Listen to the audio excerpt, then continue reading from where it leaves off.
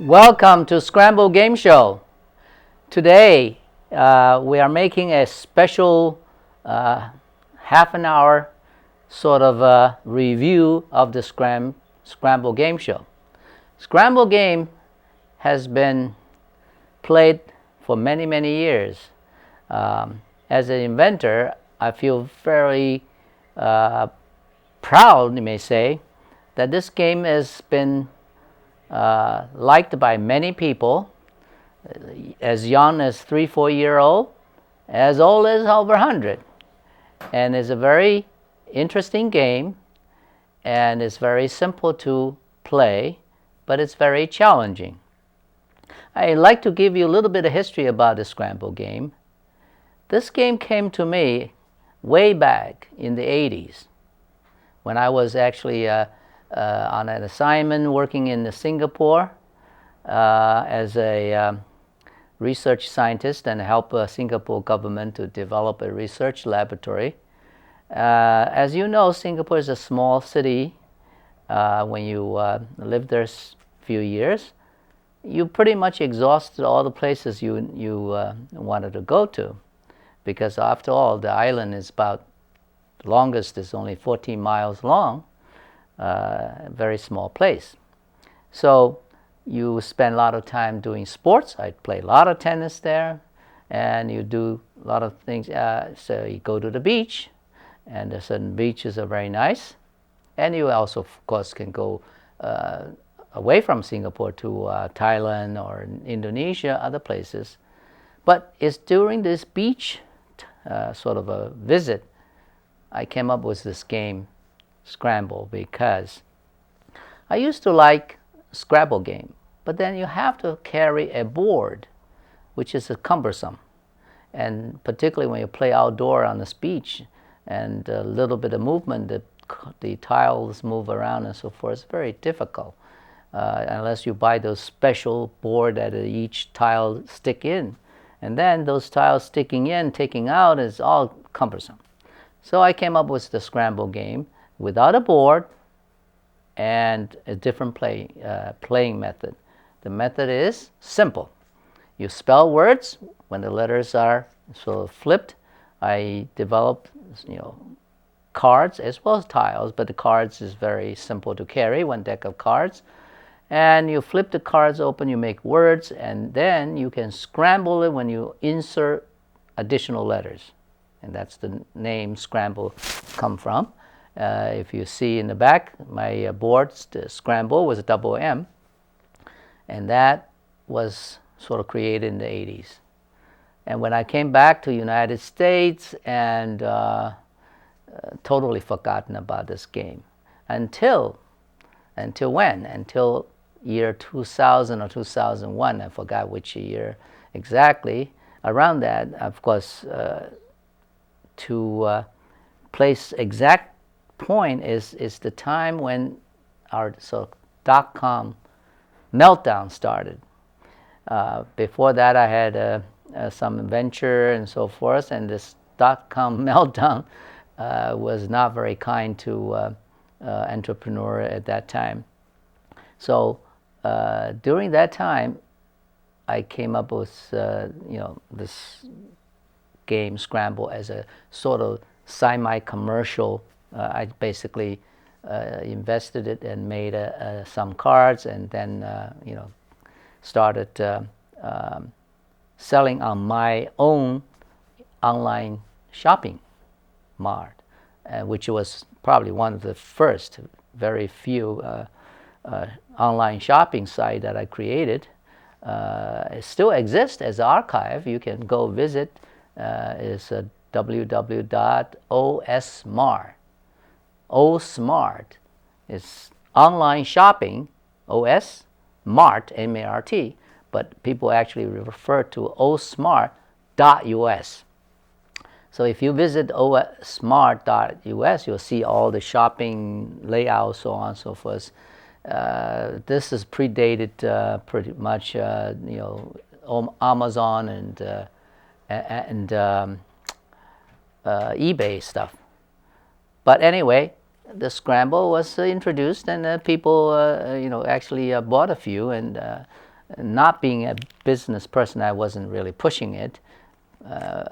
Actually, I turned out to spend more time doing volunteer work in schools, and I like to work with kids. I introduced the Scramble game as a after-school program in schools, and it went from there actually. And then I started doing this show on public access, TV channel.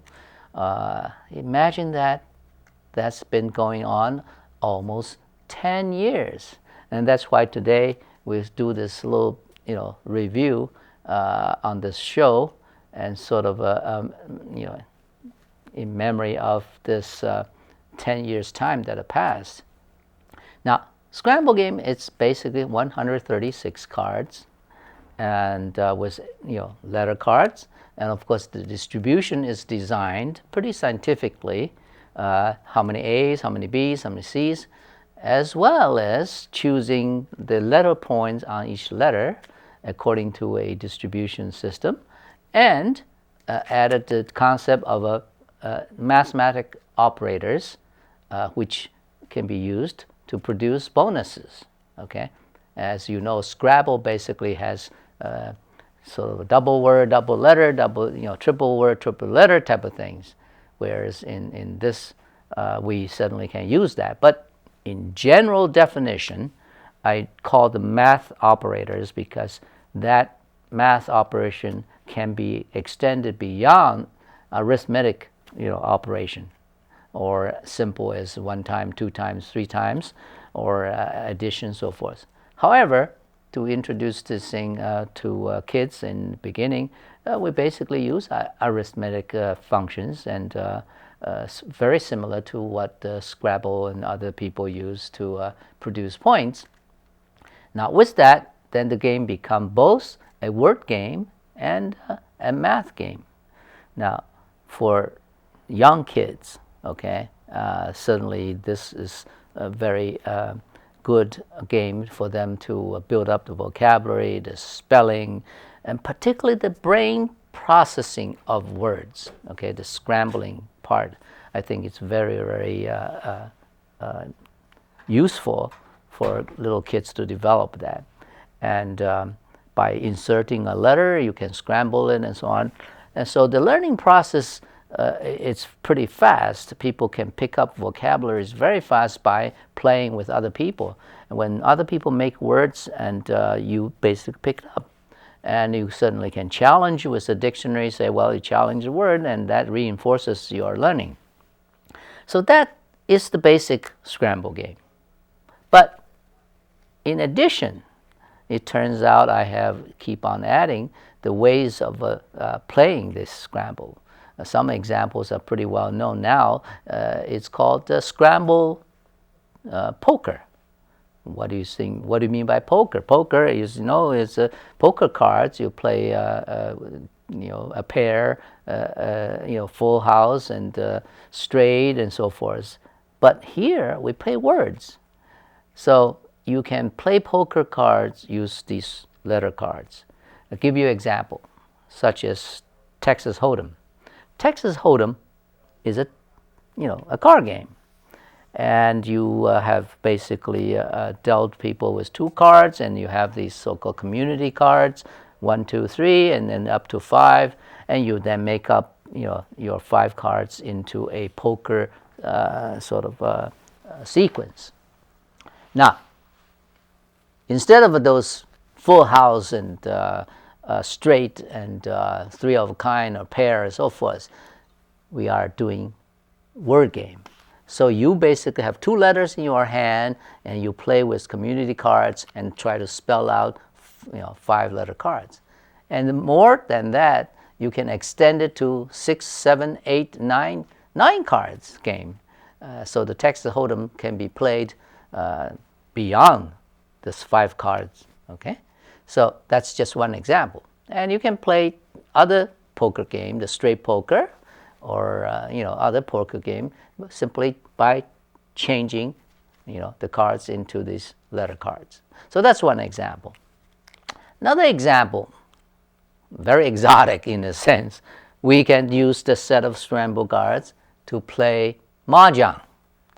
As you know, Mahjong game is international. It's very ancient, although a Chinese game, but played in many places. And as you know, in this country, particularly in the Jewish community, Mahjong is very popular. But I have to give credit to the Jewish game or whoever that is making those.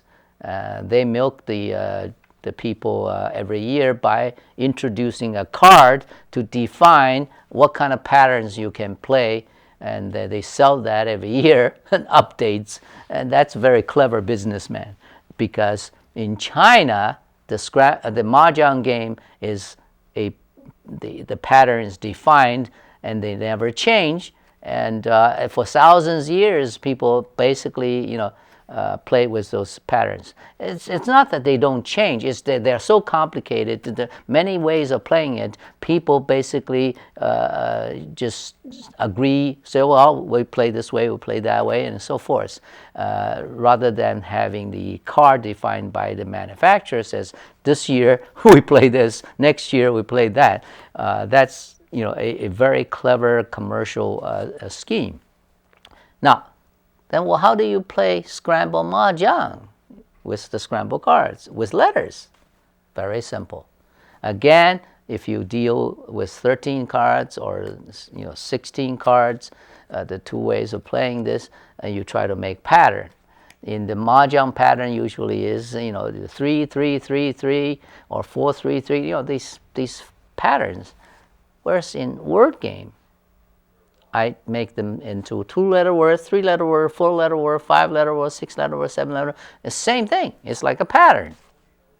So for 13 cards, when you play, and eventually when you win, is 14 cards, you have many patterns you can make. For example, you can make 7 2-letter words, which is 14 cards. That's one pattern, although it's very difficult to make all 2-letter words in 7 of them. Or you can make 2, 3, 3, 3, 3, because 4, 3 is 12, plus a 2 is 14. Or you can play 2, 3, 4, 5. 2-letter word, 3-letter word, 4-letter word, 5-letter word. So that now you got this, the idea now. You can play words with these cards in the Mahjong form, exactly the way you sit.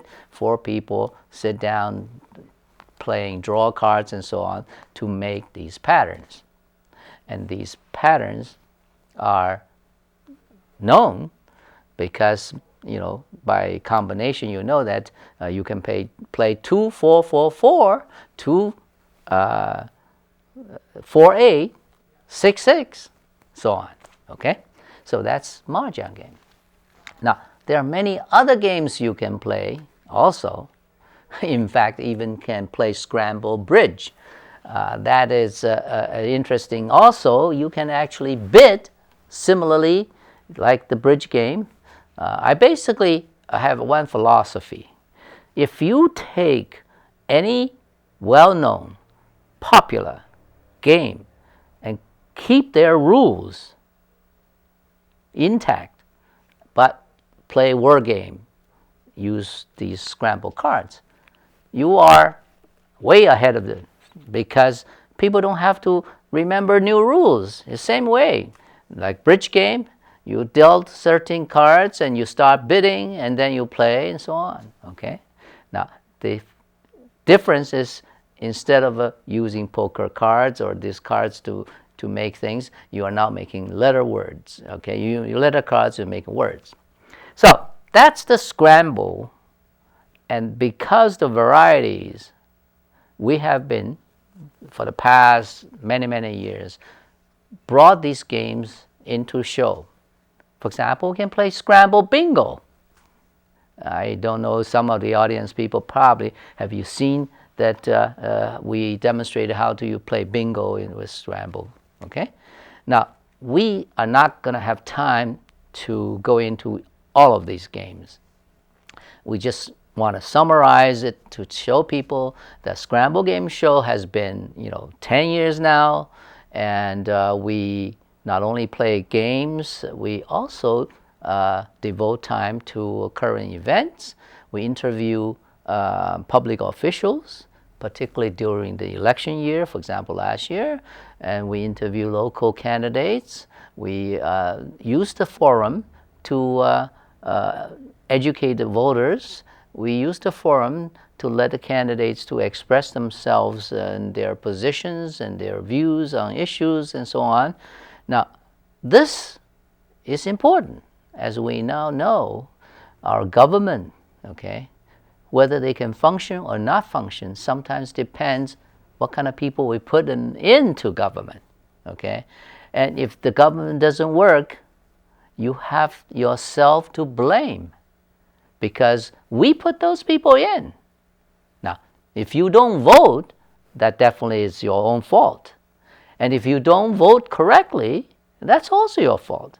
And you may say, well, I don't know all these candidates. That's why I think this forum, we use the time and spend energy to interview candidates and let the candidates, sort of speak in front of you so you could judge, okay?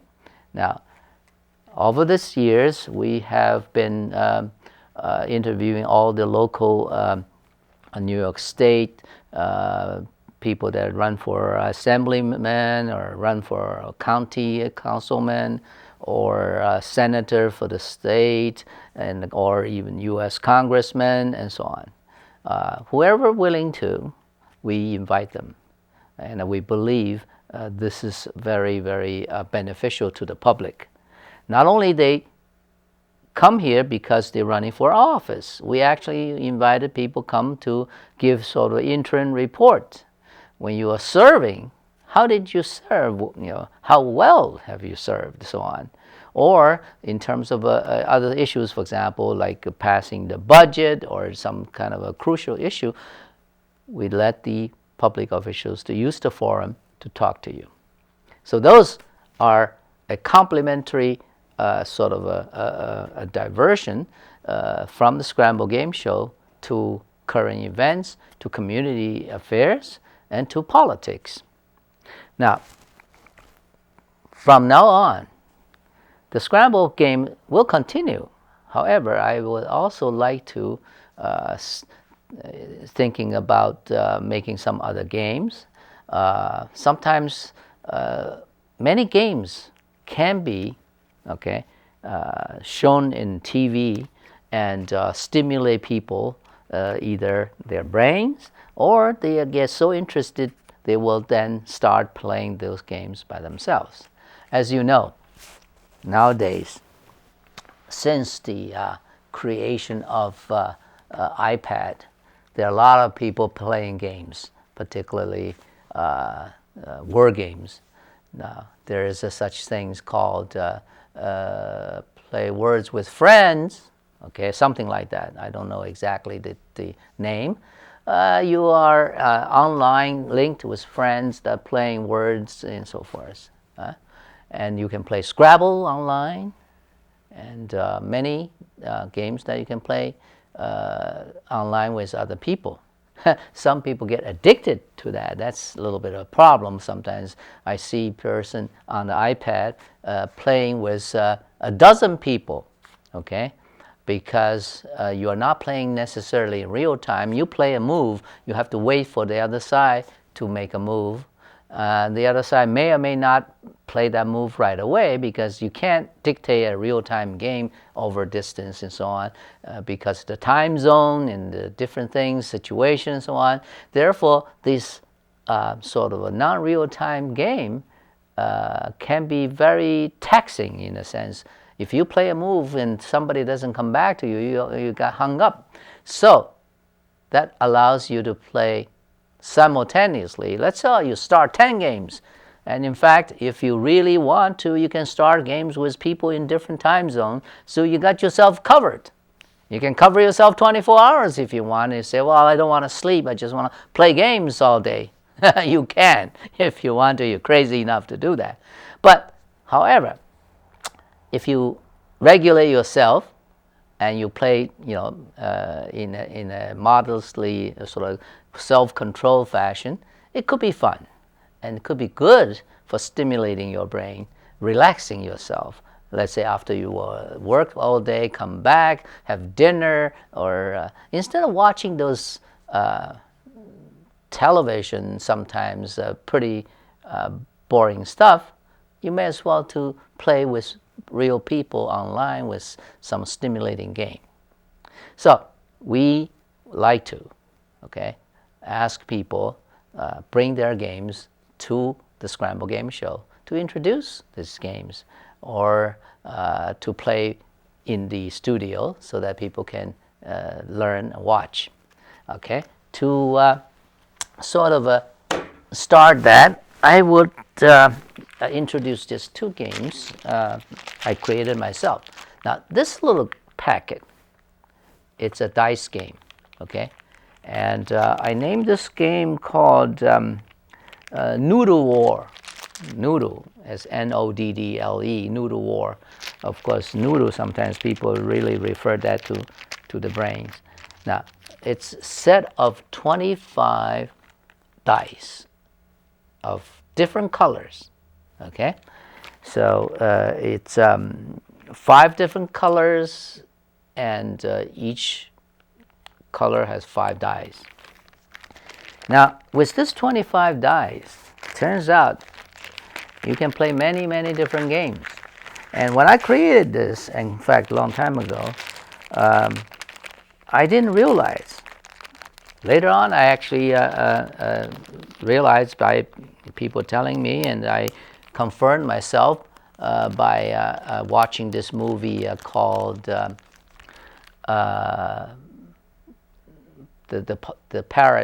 parrot movie. What is the name? Just Parrots, or maybe just called Parrots. That the parrots that on their boats, the pastime was drinking ale and playing dice game. One of the dice game actually is similar to what I had created. Now, what I created, this set of 25 dice can be played many ways. And I sort of print out as methods to play up to 25 different games. I like to do this game creation by introducing different ways of playing so that you don't get bored. So one set of things, just play one game. Instead of one game, you can play 25 different games. Suddenly, increase your fun, right? So now let me just start out explaining a couple of games. For example, the first game, there's 25 dice. You can throw the 25 dice on a table or on a little flat container, this casino type of place you use. Throw it in. The dice will be on this table. Then, depending on the number of people, let's say you play with another person, you can then start, playing the game by removing the dice. Take turn to do that by determining who gets the last die. Of course, there were rules. That's why different games you can play. The first rule, that's just the simplest one. Let's say you can remove 1, 2, or 3 dice of the same color. Now, remember, you have 25 dice. You throw it out there, and you take 1, 2, 3 of the same color, remove them. And whoever ends up the last die wins. Sounds simple. Try it. Play with somebody if you have this 25 dice, And then the second game could be, instead of picking the color, you pick the number. You can pick 1, 2, or 3 of the same number, because each die has 1, 2, 3, 4, 5, 6. When you throw 25 on there, you might have randomly, you have more 1s or more 2s or 3 or 4s. So every time this will be different. Whereas color is fixed. You always have 5 color. Always, each color has 5 dice. So when you pick 1, 2, 3, same color, that type of game is simple because it's fixed, 5 color, 5 dice. So that you go to the second You pick the number, it's more complicated. And go on and on and on, different ways. And again, I don't have time. We don't go into the details. So we'll stop at that. All right. Then I created another game. Okay. This game is called Power Dice. This, although it's a dice game, but it's different dice. This is mathematic dice. Some on top, the sixth place is a minus, plus, 2 plus, 2 minus, and multiply, and a divide. Okay? And then this die is 1, 2, 3, 4, 5, 10 faces, 0 to 9. Now, with this dice game, again, it's challenging your brain. Again, in this, you can play many ways, okay? And I call it, because I want to introduce to the kids, I called Primrose game, intermediate game, junior power dice, senior power dice, okay? And then college power dice, master power dice, doctor power dice. Obviously, the level gets more difficult as you go to higher level.